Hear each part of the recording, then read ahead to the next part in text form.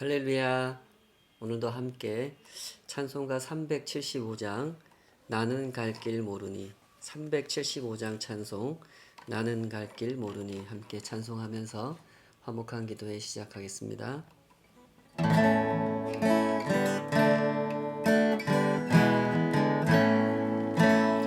나는 갈 길 모르니 주여 인도하소서. 어디 가야 좋을지 나를 인도하소서. 어디 가야 좋을지 나를 인도하소서.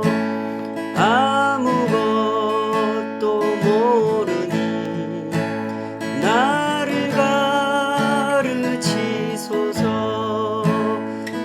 어찌해야 좋을지 나를 가르치소서.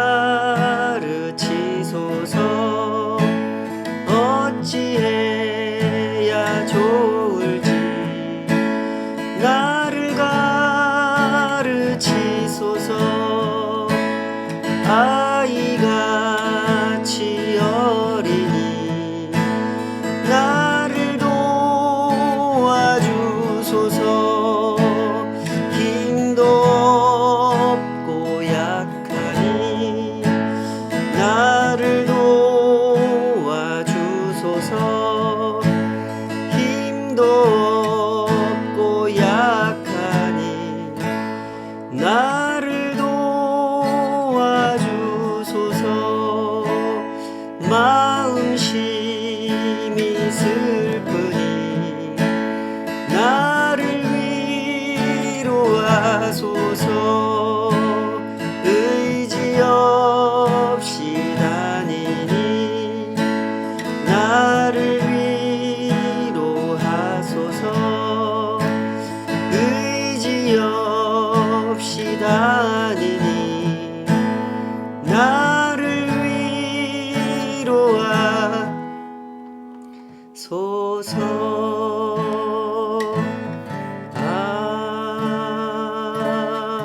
아멘.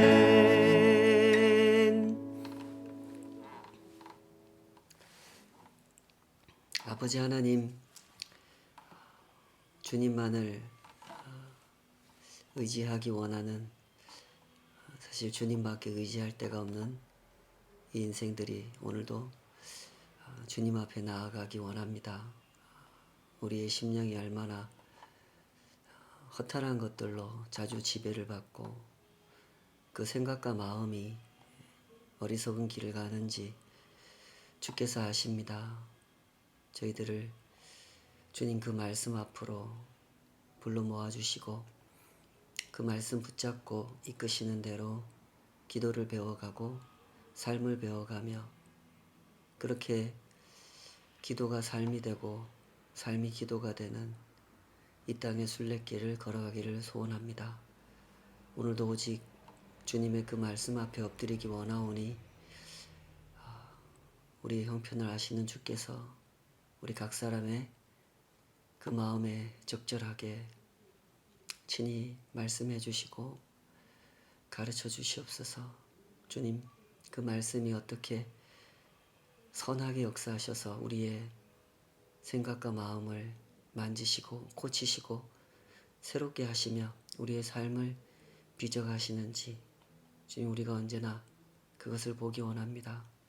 오늘도 그 소망 품고 주님 앞에 엎드려 배우기 원하오니 함께하여 주시옵소서. 예수님의 이름으로 기도하옵나이다. 아멘. 오늘은 출애굽기 14장 1절에서 14절, 출애굽기 14장 1절에서 14절까지 말씀으로 바다와 믹돌 사이라는 제목으로 함께 하나님 말씀 헤아려 보도록 하겠습니다. 성경을 읽다 보면 자연스럽게 우리는 이스라엘 백성들의 역사, 그들이 살아온 삶을 마주하게 됩니다. 그런데 이때 우리가 목격하게 되는 이스라엘 백성들의 모습은 참 실망스러운 모습일 때가 아주 많습니다. 특히 지독하게도 하나님을 믿지 못하는 그들의 모습을 보면서 우리는 큰 실망감을 느끼게 되죠. 동시에 이런 의문도 품게 됩니다. 도대체 하나님은 왜 이 사람들을 택하셨을까? 하는 의문을 품게 되죠. 하나님의 백성으로 택하시고 그들과 함께 하나님의 나라를 세우려고 하셨다면 좀 신실한 사람들을 택하셨어야지. 왜 이렇게 어설프고 어리석고 변덕이 심하고 하나님을 잘 안 믿으려고 하는 이런 사람들을 택하셨을까 하는 생각을 품게 되는 것이죠. 사실 오늘 본문에서도 그런 장면을 목격하게 됩니다. 이스라엘 백성들이 이제까지 보고 듣고 경험한 것, 그것이 무엇이었습니까? 모세가 등장하고 모세 이전에 바로 왕으로부터 당했던 애굽에서의 혹독한 시절, 모세가 등장하고 하나님의 구원 계획이 알려지고 그리고 그 이후로 경험한 하나님께서 행하신 애굽의 10가지 표징, 10가지 재앙을 나타내시는 그 사건들, 이 모든 것들을 이스라엘 백성들은 보고 듣고 경험했죠. 절대로 놓아주지 않을 것 같았던 바로 왕이 하나님의 그 엄청난 권능 앞에서 더 이상 저항하지 못하고 이스라엘 백성들을 내쫓듯이 제발 나가라 하면서 내보내주는 그런 과정을 그 현장에서 생생하게 직접 보고 듣고 체험한 사람들, 그들이 바로 이 이스라엘 백성들 아니겠습니까? 그러나 잠시 후에 바로 왕이 군대를 조직하고 추격해오자 이스라엘 백성들은 또다시 두려움에 떨기 시작합니다. 심지어 모세를 향해서 원망을 쏟아내기 시작하죠. 출애굽기 14장 11절 12절 그들이 또 모세에게 이르되 애굽에 매장지가 없어서 당신이 우리를 이끌어내어 이 광야에서 죽게 하느냐? 어찌하여 당신이 우리를 애굽에서 이끌어내어 우리에게 이같이 하느냐? 우리가 애굽에서 당신에게 이른 말이 이것이 아니냐? 이르기를 우리를 내버려 두라. 우리가 애굽 사람을 섬길 것이라 하지 아니하더냐? 애굽 사람을 섬기는 것이 광야에서 죽는 것보다 낫겠노라. 이스라엘 백성들이 이 모세에게 쏟아낸 것은 원망 정도가 아니었습니다. 그들은 모든 책임을 모세에게 덮어 씌우기 위해서 거짓말까지 하고 있죠. 언제 이스라엘 백성들이 모세한테 이런 말을 했습니까? 우리는 애굽 사람들을 섬길 거니까 우리를 내버려 둬라. 언제 이렇게 말했습니까? 그들은 그렇게 말한 적이 없습니다. 그런 식으로 말한 적은 있습니다. 정확히 얘기하면 딱 그렇게 말한 건 아니지만 비슷하게 말한 적이 있었죠. 바로 왕이 모세를 처음 만나고 나서 이스라엘 백성들에게 더 가혹한 노역을 시켰을 때, 그때 이스라엘 백성들이 모세와 아론에게 원망을 쏟아내면서 이렇게 말한 적이 있었죠. 출애굽기 5장 21절 너희가 우리를 바로의 눈과 그의 신하의 눈에 미운 것이 되게 하고 그들의 손에 칼을 주어 우리를 죽이게 하는도다 하면서 원망했었죠. 그러나 처음 모세와 아론이 찾아와서 이스라엘 백성들에게 이적을 보여주고 하나님의 구원 계획을 말해줬을 때 그때 이스라엘 백성들은 어떻게 반응했습니까? 찬양하고 기뻐했었죠. 출애굽기 4장 30절 31절 아론이 여호와께서 모세에게 이르신 모든 말씀을 전하고 그 백성 앞에서 이적을 행하니 백성이 믿으며 여호와께서 이스라엘 자손을 찾으시고 그들의 고난을 살피셨다 함을 듣고 머리 숙여 경배하였더라. 처음에는 분명히 이렇게 반응했던 이스라엘 백성들이 자꾸 딴소리를 하는 겁니다. 뭔가 상황이 좀 바뀌는 것 같으면, 뭔가 우리에게 불편한 괴로움이 닥치는 것 같으면 갑자기 돌변해서 원망과 비난을 쏟아내고 한 번도 하나님을 믿어본 적이 없는 사람들인 것처럼 얼굴색을 바꿔버리죠. 우리는 출애굽기를 읽어가는 내내 이와 비슷한 장면을 목격하게 됩니다.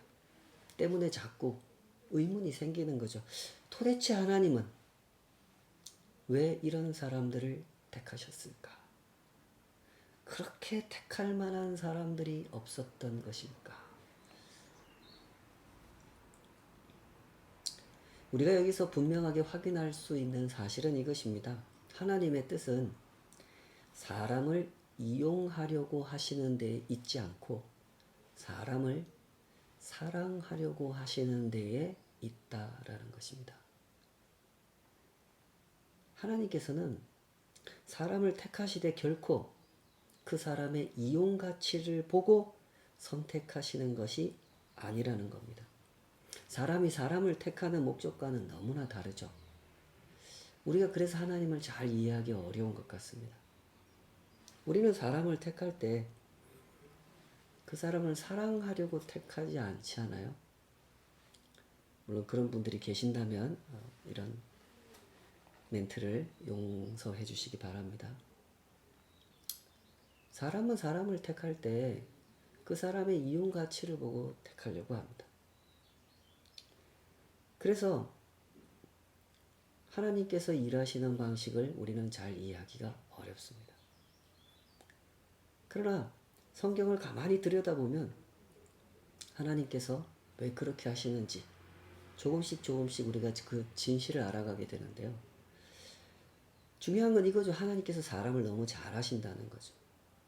사람의 마음속에 있는 두려움을 아시고 그 두려움에 사로잡힌 사람들이 무슨 생각을 하고 사는지 그 생각 때문에 결국 스스로 자신을 두려움에 가두어버리고 원망과 비난을 쏟아내면서 심지어 거짓말까지 서슴없이 내뱉어버리게 되는, 왜 그런 인생의 굴레를 계속해서 살아가는지 하나님은 사람을 잘 아십니다.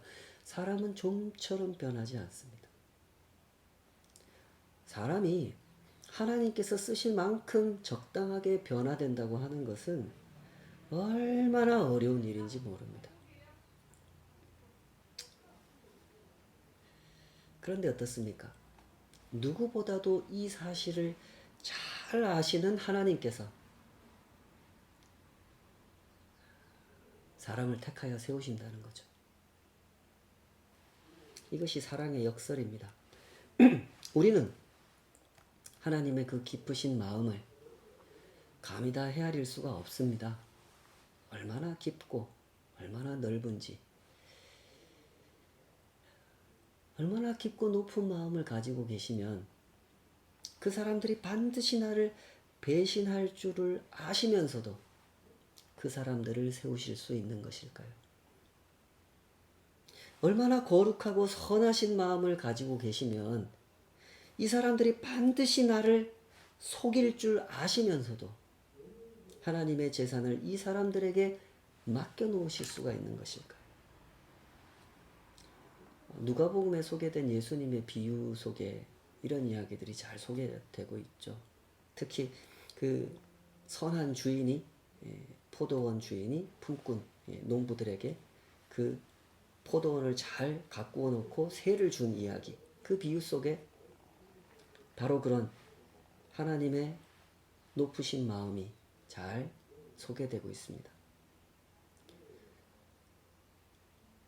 주인이 어찌 그 농부들의 악한 마음을 모르겠습니까? 하나님은 아시면서도 그들에게 당신의 포도원을 맡기셨죠.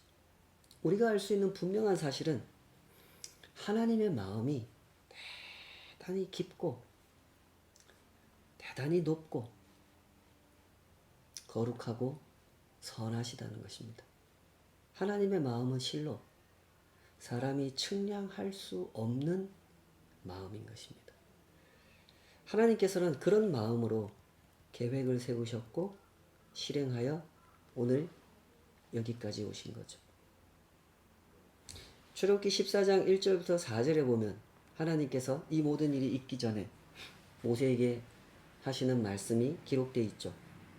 14장 1절에서 4절, 여호와께서 모세에게 말씀하여 이르시되 이스라엘 자손에게 명령하여 돌이켜 바다와 믹돌 사이에 비하히롯 앞 곧 바알스본 맞은편 바닷가에 장막을 치게 하라.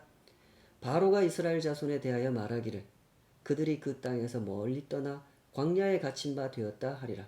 내가 바로의 마음을 완악하게 한즉 바로가 그들의 뒤를 따르리니 내가 그와 그의 온 군대로 말미암아 영광을 얻어 애굽 사람들이 나를 여호와인 줄을 알게 하리라 하시매 무리가 그대로 행하리라. 하나님께서는 의도적으로 적당한 위치를 정해 주셨습니다. 바다와 믹돌 사이, 비하이롯 앞 곧 바알스본 맞은편 바닷가에 이스라엘 백성들의 텐트, 장막을 치게 하셨죠.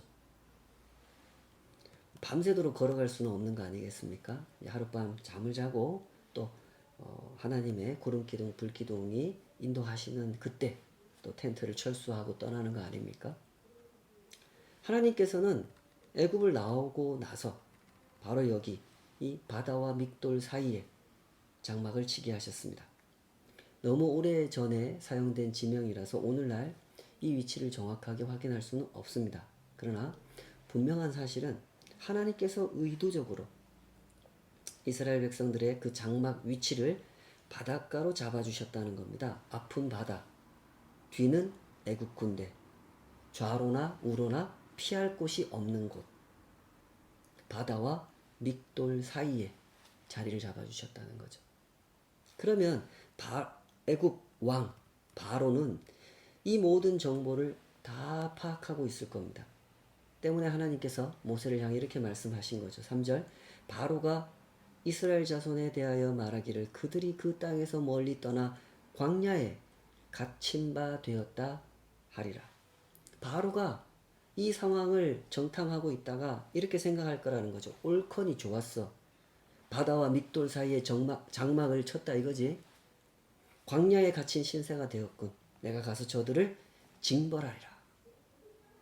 라고 생각할 거라는 거죠.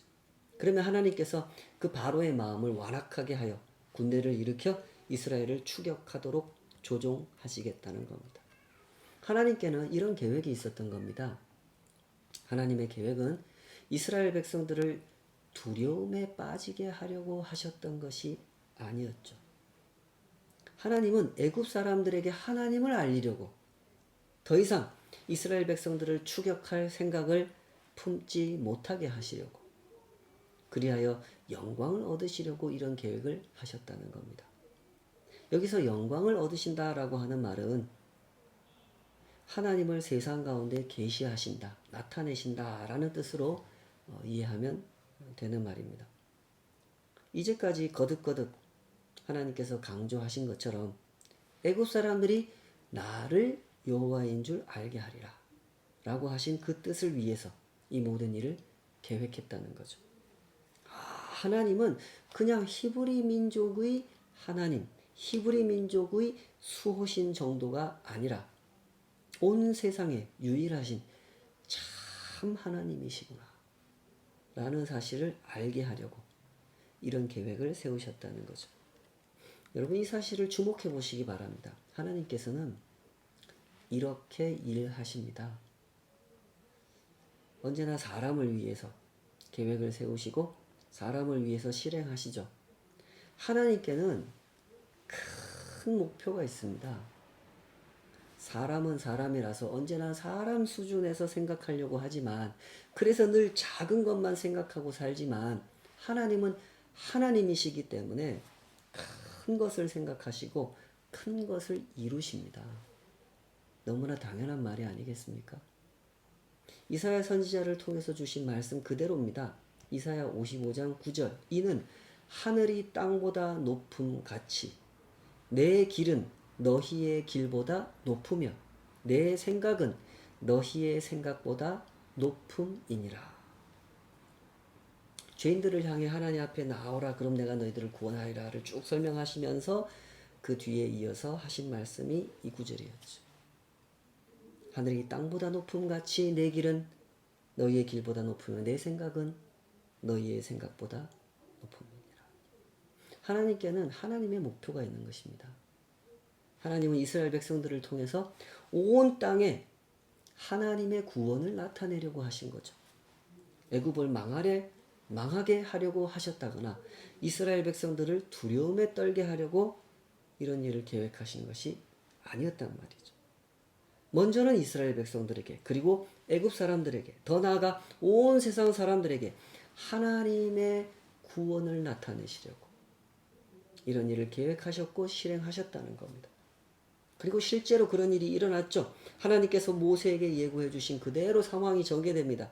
5절에서 9절이 그 내용을 설명하고 있죠.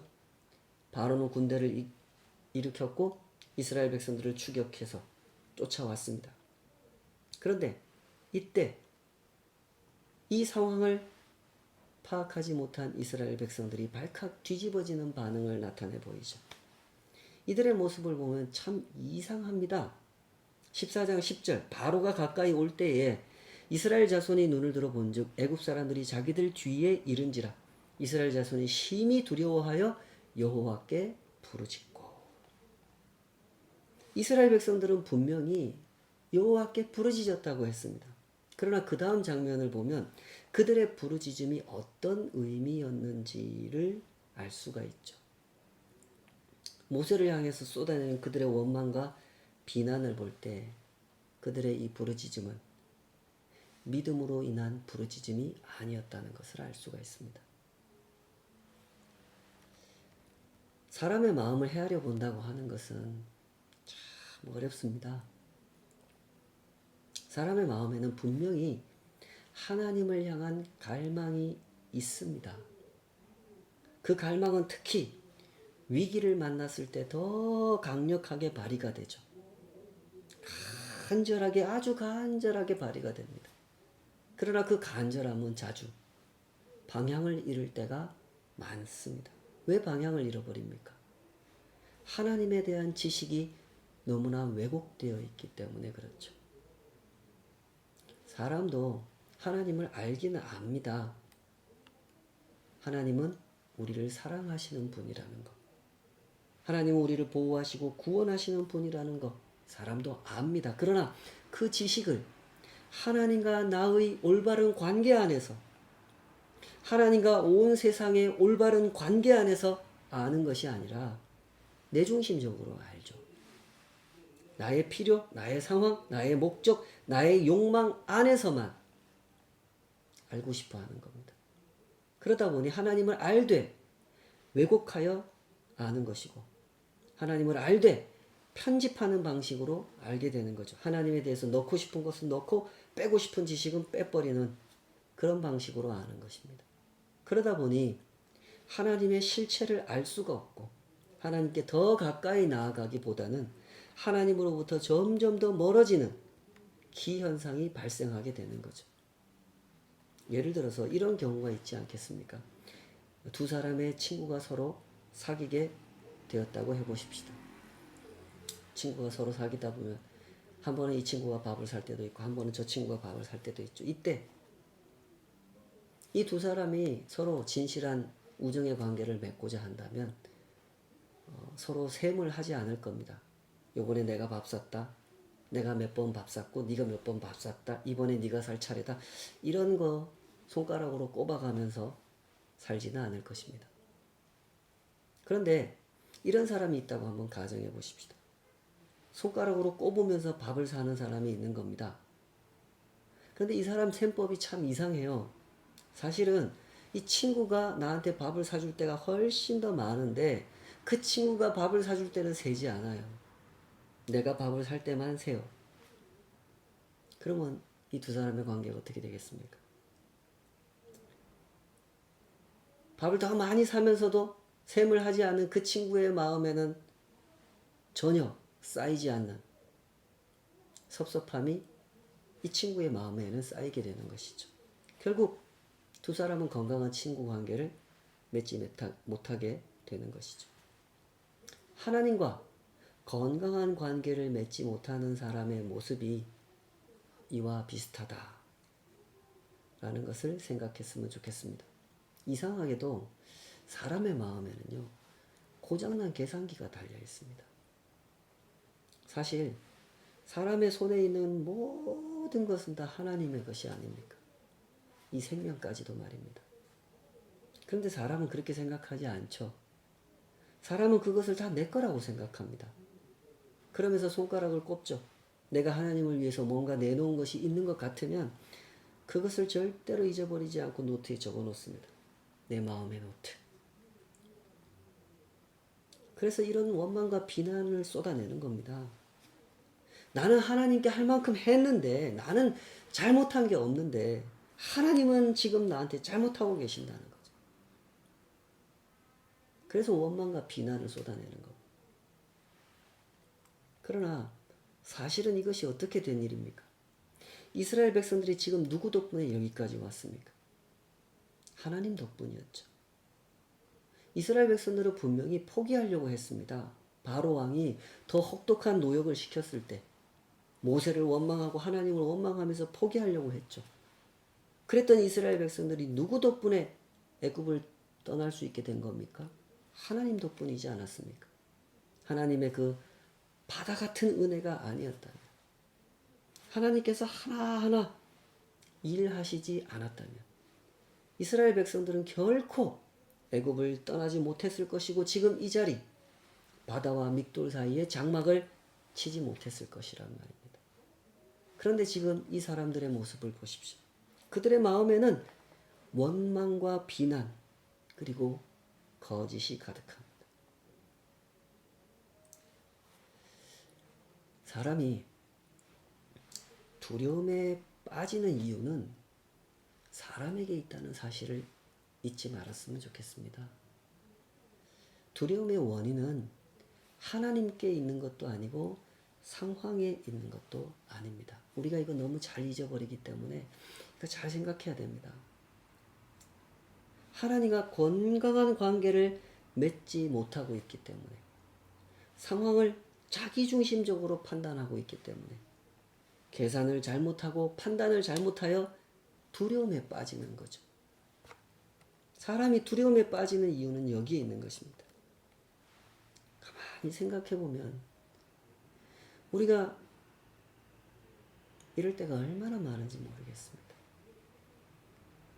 우리는 지금 코로나 상황으로 아주 쉽지 않은 시간들을 보내고 있지 않습니까? 아무도 예외가 없습니다.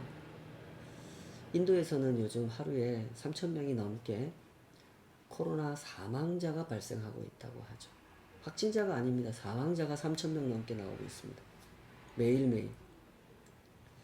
종종 선교사님들께서 전해주시는 그 소식들을 들어보면 그 선교지의 교인들 중에도, 선교사님들 중에도 코로나에 감염이 돼서 생을 마감하시는 분도 계시고, 병원에서 치료를 받으면서 사경을 헤매는 분도 계시고, 감염되었다가 치료받아 완치됐지만 후유증에 시달리면서 살아가시는 분도 계시다고 하는 이야기를 듣게 됩니다. 이런 소식을 접하게 되면 우리는 당연히 이런 생각을 하게 되죠. 하나님께서 왜 지켜주시지 않았을까? 아니, 하나님, 다른 사람은 몰라도 선교사님은 좀 지켜주셔야 하는 거 아닙니까? 코로나 위기 중에도 이 사역지를 떠날 수 없는 그 사정이 있어서 그 위험을 무릅쓰고 사역에 전념하신 그분들은 좀 지켜주셔야 되는 거 아닙니까? 하는 생각을 우리는 하게 되죠. 그러나 정작 코로나에 걸린 그 선교사님들은 그분들의 이야기를 들어보면 뭐라고 말씀하십니까? 그분들의 마음에는 원망도 없고 불평도 없습니다. 주신 이가 하나님이시니 거두시는 이도 하나님이시더라 라고 고백하며 살아가죠. 이 생명 다할 때까지 주님을 섬기겠다고 고백하십니다. 우리 모두에게 이런 믿음, 이런 고백, 이런 삶이 있었으면 좋겠습니다. 무엇을 만나든지 감사로서 그 삶을 채워가는 순례길, 그런 신앙의 길이 되었으면 좋겠습니다. 사람이 살아가는 모습들을 관찰해 보면 정말로 그런 일이 많지 않습니까? 어떤 사람은 많이 가졌지만 두려움과 원망으로 자기 인생을 채워가는 사람이 있고, 어떤 사람은 정말 가졌다고 할 것이 없는 그런 상태로 살아가지만 감사와 사랑으로 자기 인생을 채워가는 사람도 있죠. 바다와 믹돌 사이에 섰을 때, 그때 우리는 무엇을 바라보고 있는지 점검하면서 살아가야 될 줄 믿습니다. 그때마다 내가 어떤 삶을 살아왔고 어떤 삶을 살아갈 것인지, 그것은 그 사람의 마음에 있다는 진실, 그가 하나님과 맺은 올바른 관계 안에 있다는 사실을 명심하고 살아갔으면 좋겠습니다. 주신 이도 여호와시요 거두시는 이도 여호와시다. 이 고백이 우리 안에 있었으면 참 좋겠습니다. 이런 고백을 품었다가도 또 잊어버리고 품었다가도 또 잊어버리고 하는 것이 우리 인생이 아닙니까? 그러니 잊을만 하면 또 품고 잊을만 하면 또 품고 그래야 하지 않겠습니까? 그렇게 기도의 순례길을 오늘도 함께 걸어갔으면 좋겠습니다. 기도하겠습니다. 아버지 하나님, 우리의 형편을 아시는 주여, 우리의 마음을 아시고 우리의 어리석음과 그 두려움의 이유를 아시는 주여, 그럼에도 불구하고 우리를 택하시고 정말 쓸 수 없는 이 사람들을 쓰시는 하나님의 그 오묘하신 섭리와 역사를 주님 감히 저희들이 헤아릴 수가 없습니다. 저희들을 불쌍히 여겨주시고 이 땅을 걸어감에 있어 주님을 향한 그 시선을 놓쳐버리지 않게 하여 주시옵소서. 내가 원치 않는, 내가 감당하기 힘든 상황이 벌어지는 것을 볼 때 이것을 내가 보고 싶은 대로, 내가 보아왔던 대로 보고 계산하고 판단하느라 어리석은 두려움에 사로잡히지 않도록 하나님께서 하나님의 그 크신 생각을 반영하여 이루어 가시는 그 모든 일, 우리가 다 그 세세한 내용까지 알 수는 없지만 하나님께서 하시는 일, 그것을 바라볼 수 있게 하여 주시옵소서. 그리하여 우리 하나님께서 하시는 일이 구원이라는 것, 세상에, 그리고 이 작은 마음에, 이 어두운 마음에 여호와가 하나님이심을 알리시는 일, 그 일이라는 것 우리가 붙들고 살아가게 하여 주시옵소서. 언제나 주신 이도 여호와시오 거두시는 이도 여호와이심을 고백하며 한 걸음 한 걸음 주님 따라갈 수 있도록 인도하여 주시옵소서. 예수님의 존귀하신 이름으로 기도하옵나이다. 아멘.